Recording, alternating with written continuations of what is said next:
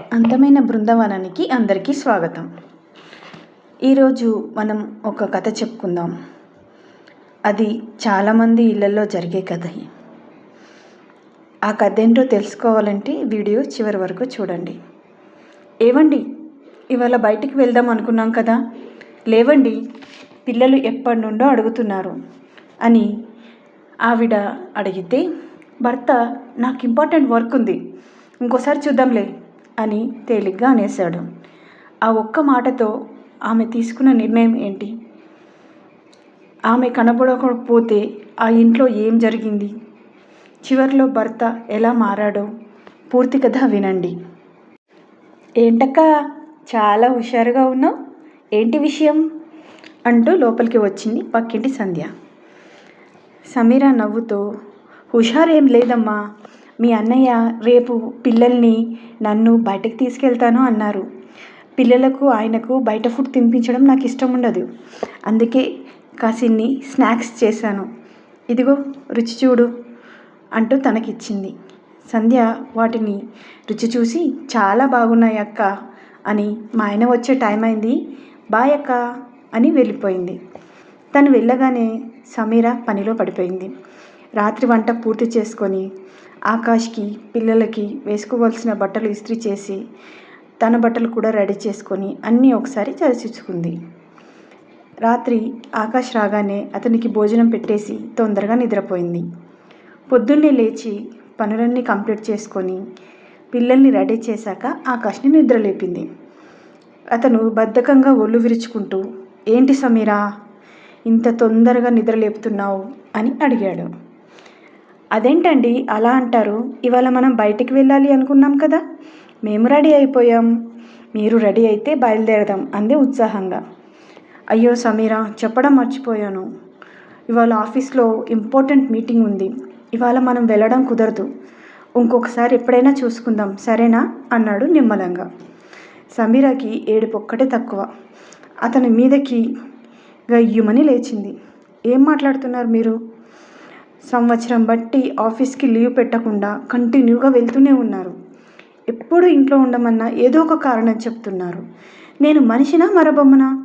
24 గంటలు పిల్లల్ని చూసుకోవడం అంటే అంత తేలిక అనుకుంటున్నారా? ఏదో ఆట విడుపుకి బయటకు తీసుకెళ్ళమంటే ఏదో కారణం చెప్పి తప్పించుకుంటున్నారు. ప్రపంచంలో ఎవ్వరూ చేయని ఉద్యోగం మీరే చేస్తున్నారా అంది ఏడుస్తూ. ఏంటి సమీరా, ఉద్యోగం మానేమంటావా ఏంటి అన్నాడు అతను కోపంగా. ఏమైనా అంటే ఇదొక్కటి చెప్పి బ్లాక్మెయిల్ చేస్తారు. ఇప్పటికే ఉన్నంతలో అన్నిటికీ సర్దుకుంటూ మన కుటుంబ విషయాలు బయటికి పోకుండా గుట్టుగా కాపురం చేస్తున్నా కూడా నా మీద ప్రేమ జాలి లేదు మీకు. మనకేమైనా వాషింగ్ మిషన్లు గ్రైండర్లు ఉన్నాయా? అవేవీ లేకుండా ఇంటిని మెయింటైన్ చేసుకుంటూ రోజంతా కష్టపడి నేను ఒక పూట రిలీఫ్ కావాలనుకోవడం తప్ప? అవన్నీ కావాలంటే మనలాంటి మధ్యతరగతి వాళ్ళకి కుదరదు.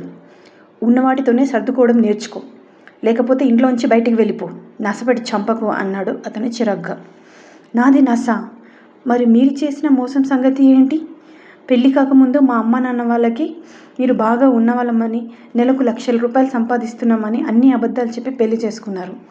తీరా పెళ్ళయ్యాక చూస్తే అద్దె కొంప 10,000 జీతంతో బ్రతుకుతున్నారు. ఆ విషయం తెలిసినా నేను ఎందుకు ఇలా మోసం చేశారు అని అడిగితే 1000 అబద్ధాలు ఆడైనా ఒక పెళ్లి చేయాలని చెప్పి నా నోరు మూయించారు. పరువు కోసం పాకులాడే మా నాన్న అయిందేదో అయిపోయింది, ఉన్న దాంట్లోనే సంతోషంగా ఉండని చెప్పి వెళ్ళారు. అప్పటి నుంచి మీ గొర్రెతెగ జీతంతో కుటుంబాన్ని నెట్టుకొస్తున్న నాకు ఏదో నా చదువు దగ్గర ఉద్యోగం దొరికిందని చేస్తూ ఉంటే అక్కడ నన్ను ప్రశాంతంగా పనిచేసుకొనివ్వకుండా ప్రతిసారి మీ వాళ్ళందరినీ ఇంటికి పిలిపించి ఊడిగం చేయించారు. ఆ దెబ్బతో లీవ్లు ఎక్కువ పెడుతున్నానని మా బాస్ ఉద్యోగం నుంచి తీసేశారు. అప్పటి నుంచి జీతం లేని పని మనిషి బ్రతుకైపోయింది. మీ వాళ్ళు తుమ్మినా దగ్గినా హాస్పిటల్ పేరు చెప్పి ఇంటి మీద పడి వేలకు వేలు ఖర్చు చేస్తున్నా నోరెత్తకుండా పడి ఉంటున్నాను. రోజంతా చచ్చి చాకరీ చేస్తూ ఉంటే కనీసం నా మీద జాలి కూడా లేకుండా ఇప్పుడు ఇంట్లోంచి పో అంటున్నారు. ఇదేమన్నా మీకు న్యాయంగా ఉందా అంటూ కన్నీరు కారుస్తుంది. చిచి, మీ ఆడవాళ్ళు ఎప్పుడు ఇంతే, ఎప్పుడు ఏడుపు మొహంతోనే ఉంటారు, ఒక్కసారి కూడా నవ్వుతూ ఉండరు, అందుకే కొంపకి రాకుండా ఆఫీస్లో పడి ఏడ్చేది అన్నాడు అతను విసుక్కుంటూ. సమీర అప్పుడు, అవునండి, మీకు మనసు బాగలేకపోతే ఆఫీస్లో ఫ్రెండ్స్తో సమయం గడుపుతారు, మరి మేము ఎవరితో గడపాలి? మాకు నేస్తం ఈ ఏడుపే కదా అని పెరట్లోకి వెళ్ళిపోతుంది.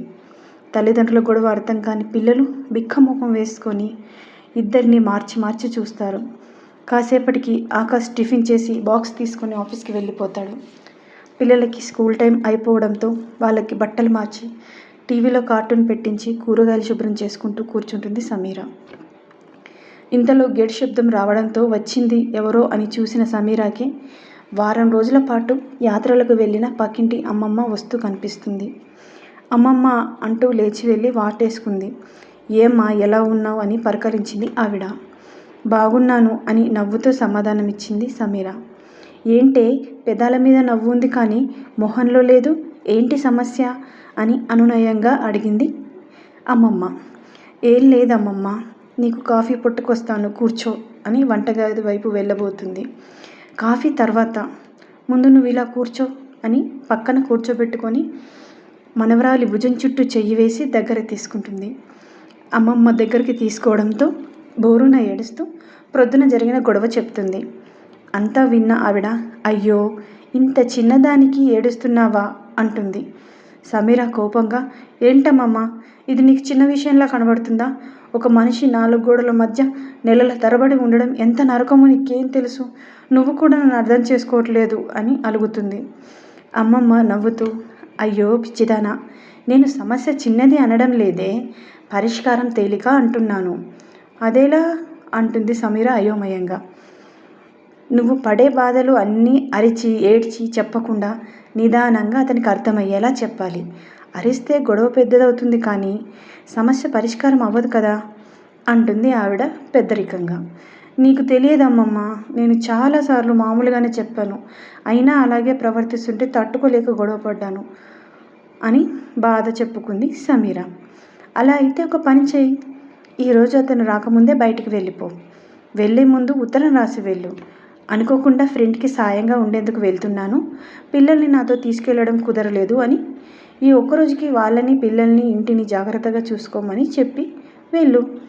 ఆ తర్వాత జరిగేది ఏంటనేది నువ్వే చూద్దు కానీ అని సలహా చెప్తుంది బామ్మ. ఆకాష్ ఆఫీస్కి వెళ్తాడు. అక్కడ వాతావరణం సీరియస్గా ఉంటుంది. ఏమైంది అని తన కొలీగ్ని అడుగుతాడు. రాజేష్ వైఫ్ సూసైడ్ అటెంప్ట్ చేసిందంట, కండిషన్ క్రిటికల్గా ఉంది అంటున్నారు అన్నాడు కొలీగ్. ఎందుకు? ఆవిడకి అంత కష్టం ఏమొచ్చింది? వాళ్ళిద్దరు బాగానే ఉంటారు కదా అని అడుగుతాడు ఆశ్చర్యంగా ఆకాష్. ఏం బాగు, మన వాడి సంగతి నీకు తెలుసు కదా, ఇటు ఉన్న పుల్ల తీసి అటు పెట్టాడు, మహాబద్ధకస్తుడు. ఆవిడకి ఒంట్లో బాగా లేకున్నా కనీసం ఒక్కరోజు కూడా రెస్ట్ ఇవ్వకుండా ఇంటి పని పిల్లల పని ఆవిడతోనే చేయిస్తాడు. ఇంటికి వెళ్తే ఆ టీవీ ముందే కూర్చొని ఉంటాడు. ఆవిడ ఎంత అలసిపోతున్నా కనీసం తిన్నావా అని కూడా అడగడు. ఆవిడని ఒక వస్తువులా ట్రీట్ చేయడంతో తట్టుకోలేకపోయింది. అందుకే భరించలేక ఆత్మహత్య ప్రయత్నం చేసింది అని చెప్తాడు కొలీగ్. అయితే మాత్రం ఆత్మహత్య ప్రయత్నం చేయాల్సిన అవసరమేముంది? ప్రతి ఆడవాళ్ళు చేసుకునే పనే కదా ఇది, కొత్తగా ఆవిడ ఇందులో బాధపడాల్సిన అవసరం ఏంటి అంటాడు ఆకాష్. దాంతో సురేష్ కోపంగా, ఏంట్రా అలా మాట్లాడతావు? వాళ్ళు కూడా మనుషులేరా, వాళ్ళకి కాస్త ప్రేమ నేనున్నాననే నమ్మకం అందించాల్సిన అవసరం ఉంటుంది కదా. అలా కాకుండా పెళ్లి చేసుకున్నాము, తెచ్చి ఇంట్లో పడేసాము, వాళ్ళ చావు వాళ్ళు చావాలి అని వదిలేయడం ఎంతవరకు సమంజసం? వారి ప్లేస్లో మన అక్కో చెల్లో ఉండి మన బావలు నిర్లక్ష్యం చేస్తే తెలుస్తుందిరా ఆడపిల్ల బాధ ఏంటో. ఒక్క వీడే కాదురా, చాలామంది భార్యలను నిర్లక్ష్యం చేసి వాళ్ళు పోయాక ఫోటోకి దండేసి దండం పెడుతున్నారు. బ్రతికుండగా 3 మల్లెపూలు తేలేని వాడు కూడా చచ్చాక పాలరతి సమాధులు కడుతున్నారు. ఎందుకురా? దానివల్ల వాళ్ళకి ఏం ఉపయోగం చెప్పు అంటాడు కోపంగా. ఆకాష్కి చెల్లుని చెంప మీద కొట్టినట్టు అవుతుంది ఆ ప్రశ్నకి. తను కూడా అంతే కదా, రాజేష్ అతని భార్యను ట్రీట్ చేసినట్టే తను సమీరాని ట్రీట్ చేస్తున్నాడు. ఒకవేళ రాజేష్ భార్య చేసినటువంటి పని సమీర చేస్తే తన పరిస్థితి, పిల్లల పరిస్థితి ఏంటి అని ఒక్క క్షణం భయం వేసింది. రే సురేష్, ఇవాళకి బాస్కి లీవ్ చెప్పరా, నేను అర్జెంటుగా ఇంటికి వెళ్ళాలి అని సురేష్ పిలుస్తున్నా వినకుండా ఇంటికి బయలుదేరుతాడు. ఇంటికి వెళ్ళి సమీరా సమీరా అని కంగారుగా పిలుస్తాడు. కానీ సమీరా కనిపించదు. సులోచనమ్మ గారు బయటికి వచ్చి, బాబు తన స్నేహితురాలికి ఎవరికో బాగాలేదంటే వెళ్ళింది. 2 రోజుల తర్వాత వస్తాను అని చెప్పమంది అని చెప్పి, నేను ఇంకా వెళ్ళి వస్తాను, నువ్వు వచ్చే వరకు పిల్లలకి తోడుగా ఉన్నాను అని చెప్పి ఆవిడ బయలుదేరి వెళ్ళిపోతుంది. ఎప్పుడొస్తుందో కనుక్కుందామని సమీరాకి ఫోన్ చేస్తాడు ఆకాష్. కానీ ఫోన్ ఇంట్లోనే మోగుతుంది. అయ్యో, హడావిడిలో ఫోన్ మర్చిపోయినట్టుంది అనుకొని రూమ్కి వెళ్ళి ఫ్రెష్ అయి పిల్లలకు భోజనం వడ్డించి అతను తిన్నాడు. తెల్లవారి నిద్ర లేచిన దగ్గర నుండి పిల్లలు ఆకలి అని గొడవ చేస్తారు. వాళ్ళకి ఏమైనా చేద్దాం అని కిచెన్లోకి వెళ్తే అక్కడ రాత్రి తిన్న గిన్నెలు దర్శనమిస్తాయి. వాటన్నిటిని క్లీన్ చేసి పిల్లలకు టిఫిన్ చేసి పెట్టేసరికి నీరసం వచ్చేస్తుంది. గబగబా వెళ్ళి స్నానం చేసుకొని వచ్చి మళ్ళీ వంట మొదలు పెడతాడు. అతను వంట చేసుకుంటూ ఉంటే ఇంట్లో పిల్లలు ఇద్దరు కొట్టుకుంటూ ఉంటారు. ఆ రోజు ఆదివారం, స్కూల్ ఉండకపోవడంతో రోజంతా పిల్లలు ఇంటిని అల్లకొల్లలం చేసి వదిలిపెడతారు. ఇంటిని సర్దేసరికి ఆకాష్కి చుక్కలు కనిపిస్తాయి. గంటకోసారి బాత్రూమ్ అని, ఆకలని, హోంవర్క్స్లో డౌట్ అని, ఇది నా బొమ్మ అంటే నా బొమ్మ అని ఒక బొమ్మ కోసం గొడవ పడుతూ రోజంతా గొడవ చేస్తారు. వాళ్ళకి సర్ది చెప్పలేక ఆకాష్కి తాతలు దిగొస్తారు. రాత్రి వాళ్ళని పడుకోబెట్టేసరికి ఆకాష్ మొహం 10 రోజుల పాటు లంకనాలు చేసినట్టు వాడిపోతుంది. అతని మొహం అద్దంలో చూసుకోగానే ఒకసారి సమీరాని ఎప్పుడు చూసినా మొహం మీద చెమటతో ఎందుకు జిడ్డుగా ఉంటావు అని కోప్పడిన విషయం జ్ఞాపకం వస్తుంది. పాపం సమీరా నవ్వుతూ ఎదురొచ్చి తనని హలో శ్రీవారు అని ప్రేమగా పలకరించి తన మాట అనగానే కళ్ళల్లో నీళ్లు తిప్పుకోవడం గుర్తొచ్చి బాధగా అనిపిస్తుంది. పాపం సమీర ఈ స్ట్రెస్ని తట్టుకోలేక రిలీఫ్ కోసం బయటకు తీసుకెళ్ళమని అంటే ఏదో కోరరాని కోరిక కోరింది అన్నట్టు తనని తిట్టి చాలా బాధ పెట్టాను. తను రాగానే ఆఫీస్కి ఒక వారం రోజులు సెలవు పెట్టి తనని టూర్కి తీసుకెళ్ళాలి అనుకుంటాడు. మరుసటి రోజు ఊరు నుండి వస్తుంది సమీర. ఆకాష్కి చెప్పకుండా వెళ్ళానని ఎలా రియాక్ట్ అవుతాడో అని ఆలోచిస్తూ ఇంట్లోకి అడుగుపెట్టిన తను ఆశ్చర్యంతో షాక్ అవుతుంది. ఇల్లు శుభ్రంగా ఉంటుంది. ఎక్కడి వస్తువులు అక్కడ నీట్గా సర్దిపెట్టి ఉంటాయి. వెల్కమ్ మై డియర్ వైఫ్ అంటూ చేతులు చాస్తాడు ఆకాష్. సమీర అయోమయంగా అతని వైపు చూస్తుంది. ఏంటి సమీర అలా ఆశ్చర్యపోతున్నావు అని తనని దగ్గరికి తీసుకొని, ప్రయాణం చేసి అలసిపోయి ఉంటావు, వెళ్ళి ఫ్రెష్ అయ్యిరా, టిఫిన్ చేద్దాం అంటాడు. సమీర అయోమయంగా తలూపి వెళ్ళి ఫ్రెష్ అయి వస్తుంది. తను వచ్చాక ఇద్దరికీ కలిసి టిఫిన్ చేస్తారు. సమీరకి అంత అయోమయంగా ఉంటుంది.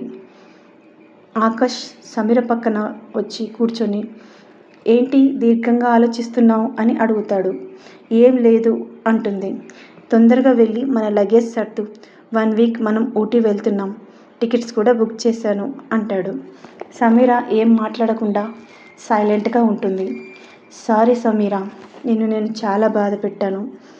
ఇంటి పని చేయడంలో అంత కష్టం ఏముంది అనుకున్నాను. కానీ 2 రోజులు నువ్వు ఇంట్లో లేకపోయేసరికి పిల్లల్ని ఇంటిని చూసుకోవడం ఎంత కష్టమో అనుభవపూర్వకంగా తెలుసుకున్నాను. ఇంకెప్పుడు నిన్ను చులకనగా చూడను. ప్రతి పనిలోనూ నీకు తోడుగా ఉంటాను. అలాగే ఇంట్లోకి కావలసిన సామాన్లను కూడా తీసుకుందాం. ఇంకో మాట, నువ్వు మళ్ళీ జాబ్ చెయ్యి. ఇదిగో నీకోసం మా ఫ్రెండ్ వాళ్ళ కంపెనీలో జాబ్ చూశాను అంటూ అపాయింట్మెంట్ లెటర్ ఇస్తాడు. ఇక నుంచి ఇద్దరు జాబ్ చేద్దాం. మనకు కావలసిన వస్తువులు ఇన్స్టాల్మెంట్లో తీసుకుందాం. అలాగే ఇక నుండి ఇంటి పని కూడా ఇద్దరం షేర్ చేసుకుందాం, సరేనా అంటాడు ప్రేమగా. సమీరాకి ఎలా రియాక్ట్ అవ్వాలో తెలియక ఆకాష్ మొహంలోకి చూస్తూ ఆనందాన్ని, ఏడుపుని ఒకేసారి అనుభూతి చెందుతుంది. ఆకాష్ సమీర మనోభావాలని అర్థం చేసుకొని తనని దగ్గరికి తీసుకొని ప్రేమగా వెన్ను నిమురుతాడు. ఇంతకాలానికి తన శ్రమను గుర్తించిన భర్త ప్రేమకి సమీర మురిసిపోతుంది. ఈ కథ ద్వారా నా మనసులో మాటని మీకు చెప్పాలనుకుంటున్నాను. సమీరలాగా ఐడెంటిటీ కోసం, భర్త ప్రేమ కోసం ఎదురుచూస్తున్న ఆడవాళ్ళు ఎంతోమంది ఉన్నారు. పెళ్లి బంధంతో ఒక్కటైన ఆడ మగ బాధ్యతలు పంచుకోవడంలో కూడా ఒక్కటవ్వాలి. కానీ మన సమాజంలో ఏం జరుగుతుంది అంటే పెళ్లి కాగానే ఇంటిని చూసుకునే బాధ్యత ఆడపిల్ల పైన పడుతుంది. అక్కడితో ఆమె కెరియర్కి బ్రేక్ పడుతుంది. అయితే ఆమె పెళ్లి బంధాన్ని గౌరవిస్తూ భర్త మీద ప్రేమతో అతని కుటుంబాన్ని తన కుటుంబం అనే బాధ్యతతో ఇంటిని చూసుకున్నా ఆమెకు శ్రమకు తగినంత విలువ మాత్రం దక్కదు. ఈ పద్ధతి మారాలి. ఎవరు సపోర్ట్ చేసినా చెయ్యకున్నా కట్టుకున్న భర్త తను చేసే ప్రతి పనిలోనూ తన వంతు సహకారం అందించాలి. అప్పుడే కుటుంబ వ్యవస్థ పటిష్టంగా ఉంటుంది. భార్యాభర్తల మధ్య బంధం బలపడుతుంది. లేదంటే అందరూ ఉన్న అనాథలుగా మారే పరిస్థితి ఆడదానికి వస్తుంది మానసికంగా. నేను ఈ కథని మీకు అందించడానికి ముఖ్య కారణం సమీర లాంటి పరిస్థితి ప్రతి ఆడపిల్ల ఏదో ఒక సందర్భంలో ఉంటుందని నా నమ్మకం. ఈ కథ విని ఆకాష్ లాంటి మనస్తత్వం ఉన్న భార్య కానీ భర్త కానీ తమ భాగస్వామిని అర్థం చేసుకొని వాళ్ళ ఫ్యామిలీని చక్కదిద్దుకుంటే నేను ఈ వీడియో చేసిన దానికి ఫలితం దక్కినట్టు నేను అనుకుంటాను. మరో మంచి కథతో మళ్ళీ మన అందమైన బృందావనంలో కలుద్దాం. ఈ కథ మీకు నచ్చినట్టయితే లైక్ చేయండి, షేర్ చేయండి, సబ్స్క్రైబ్ చేసుకోండి. అలాగే మీ ఫ్రెండ్స్కి ఈ కథని షేర్ చేయండి. అందరికీ నమస్కారం.